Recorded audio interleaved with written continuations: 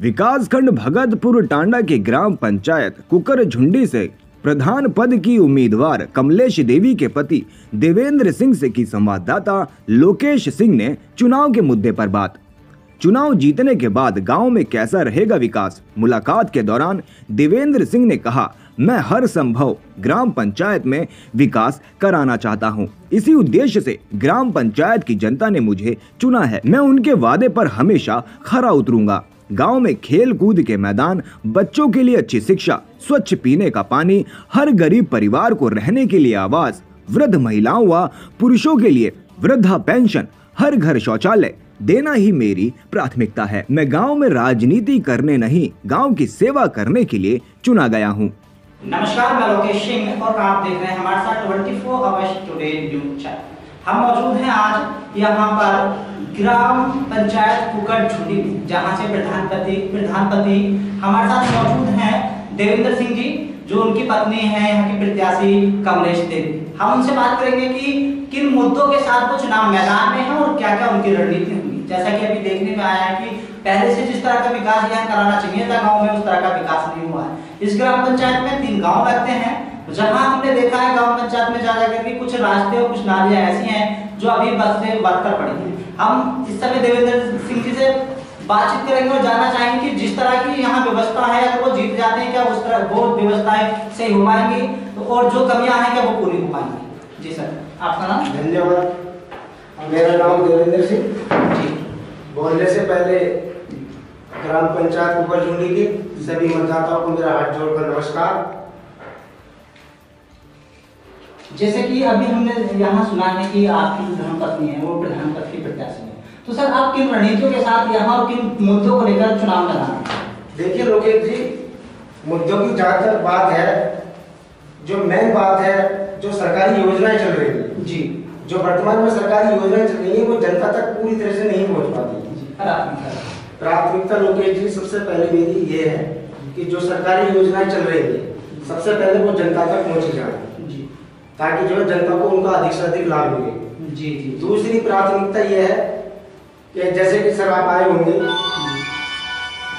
इतनी नालियों में जो है अभी तक जो है कूड़ा कचरा जमा पड़ा है, सफाई की जो है पूरी तरह से व्यवस्था नहीं है कहीं। आप रास्ते से इधर से भी गुजर के आए होंगे, पहाड़ वाले रास्ते से भी गुजर के आए होंगे, कहीं भी जो है जी साफ सफाई जिस तरह से होनी चाहिए थी उस तरह से दिखाई नहीं दी। ये बात सही है।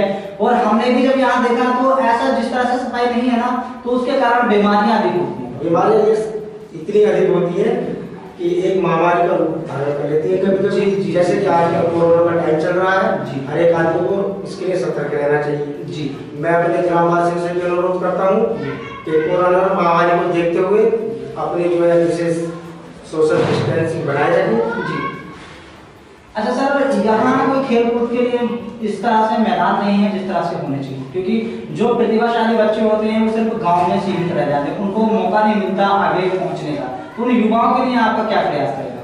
देखिए लोकेश जी, युवाओं के लिए मेरा सबसे पहला प्रयास ये रहेगा, जो ग्राम समाज भूमि है कहीं जी, जैसे हमारे मंदिर के पास जो एक तालाब है वो धीरे धीरे जो है उसमें अतिक्रमण चल रहा है।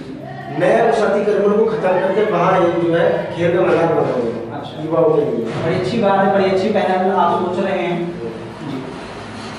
आगे भी व्यवस्थाएं स्कूल को लेकर होती हैं और बच्चों की जो अच्छी शिक्षा है उस पर ध्यान नहीं दिया, क्योंकि ना तो यहाँ कोई ऐसा डिग्री कॉलेज है जो जिस तरह की उच्च शिक्षा के लिए बच्चे पढ़ सकें, तो उनके लिए क्या आपका आंसर रहेगा? योगेश जी, आपकी बात बिल्कुल ठीक है। हमारे यहाँ उच्च शिक्षा के लिए हमारी लड़कियों को बाहर जाना पड़ता है जी। एक प्राथमिक विद्यालय है हमारे यहाँ, चलिए जूनियर स्कूल है जी। बाकी उच्च शिक्षा के लिए चाहे वो हाई स्कूल में बच्चा पढ़ रहा हो या इंटर में पढ़ रहा हो या डिग्री कॉलेज के बीएससी कर रहा हो, हमारे बच्चों को जो बाहर जाना पड़ता है जी। मेरा ये प्रयास रहेगा कि हमारे बच्चे जो गाँव में है ताकि लड़कियों को जो सुरक्षा प्रदान की जा सके। जी जी जी। हाँ, देखा भी जाता है कि आजकल जो भारत सरकार है वो लड़कियों की सुरक्षा, बच्चों की सुरक्षा के लिए बहुत ध्यान दे रही है, महिला सशक्तिकरण पर बहुत जोर दिया जाएगा। जी जी जी जी। तो आप उसके लिए क्या ये चाहेंगे ताकि कोई स्कूल अपने यहाँ उच्च श्रेणी का कोई स्कूल बन सके? देखिए, अगर जनता ने अगर मुझे ये मौका दिया सेवा करने का जी, तो सबसे पहले देखो मैं पेशे से शिक्षक हूँ जी, और मेरा ये प्रयास रहेगा, मैं अपने दिलो जान से कह रहा हूँ मेरा ये प्रयास रहेगा कि यहाँ एक डिग्री कॉलेज जो है बनवा दिया जाए। चलो अच्छी बात है। और अब मुद्दा उठता है कि गांव में अधिकतर करप्शन होता है, धांधलीबाजी होती है, क्योंकि देखने में आता है कि जो असहाय व्यक्ति होते हैं उनके आवास के नाम पे, शौचालय के नाम पर अधिकारी, ग्राम प्रधान जो बन जाते हैं वो सब उनसे उगाही करते हैं, और इस तरह की हर एक गाँव में देखा जाता है। क्या आपके कार्यकाल में ये सब बंद हुआ? जी बिल्कुल बंद हुआ, क्योंकि देखिए लोकेश जी, ये हर गांव की समस्या है जी। मैं समझता हूँ कोई गांव ऐसा नहीं होगा जहाँ ये मुद्दे नहीं उठते जी। इससे पहले भी हमारे गांव में ये मुद्दे उठते आ रहे हैं, जैसा गवर्नमेंट से इतना पैसा आया और साहब जो है इतना पैसा लगा ताकि हमारे गांव में विकास हुआ है। इस बार जो है ठीक विकास हुआ है जी। बात यही बताऊंगा जो हकीकत है, लेकिन जी अगर जनता ने मुझे मौका दिया जी, बिल्कुल पूरी पारदर्शिता के साथ मैं यहाँ का सेवा करूंगा, काम कराऊंगा, कोई करप्शन, कोई भ्रष्टाचार नहीं होगा जी। अच्छा, ग्राम पंचायत को जोड़ने की जनता से ही वादा करता हूँ। अच्छा, वृद्ध महिलाओं और पुरुषों के लिए आपके क्या विचार है, क्या किस तरह से उनके लिए करा?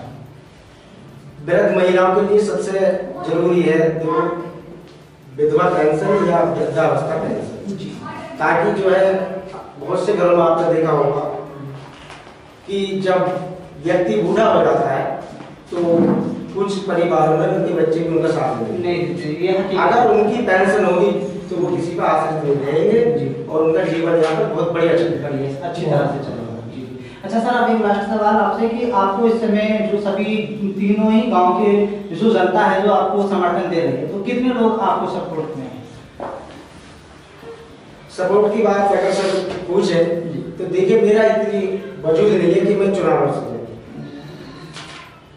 जनता के सहयोग से, क्योंकि मुझे ऊपर वाले ने सब कुछ दिया, जनता के सहयोग से मुझे इतना सपोर्ट मिल रहा है लालपुर से, चक से और कुकर झुंडी से जी, कि शहरी प्रत्याशी पे मैं भारी पड़ रहा हूँ। चलो बड़ी अच्छी बात है। अच्छा, तो एक धर्म समुदाय को लेकर बात होती है कि हिंदू मुस्लिम का वोट होता है, तो आपके यहाँ पे ऐसा कोई, क्या आपको सभी का सहयोग मिल रहा है?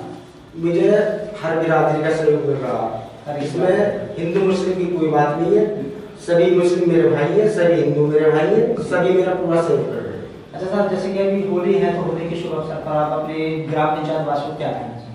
होली के शुभ अवसर पर मैं अपने ग्राम पंचायत कुकर के मतदाताओं से ये कहना चाहूँगा कि त्योहार बहुत ही जो है भाईचारे का त्योहार होता है जी, इसे जो है सबको मिलजुल कर मनाना चाहिए ताकि जो है रहना हमें गाँव में ही किसी तरह का कोई विवाद ना हो। अच्छा, कोई और संदेश आप हमारे चैनल के माध्यम से अपने गाँव वालों को, जैसे कि अब चुनाव आ रहा है, किस तरह का प्रत्याशी अपने गाँव में चुने या किस तरह के आप भाईचारा बना रहे हैं? क्योंकि प्रत्याशी तो कई हैं यहाँ, ऐसा नहीं है कि 8-10 प्रत्याशी, लेकिन आपको जनता इतना सपोर्ट कर रही है, तो आप अपनी तरफ से क्या कहना चाहेंगे मतदाताओं से? मुझे अगर सपोर्ट मिल गई तो सबसे पहले ही लोकेश जी मैं उनका बहुत बहुत आभारी हूँ कि जो मुझे इतना सपोर्ट मिल रहा है, और मुझे उम्मीद है लोकेश जी कि आगे भी मुझे ऐसे सपोर्ट मिलता रहेगा और मैं उनकी आपकी इच्छाओं का बहुत खरा हूँ। चलिएगा, हमसे जुड़ने के लिए बहुत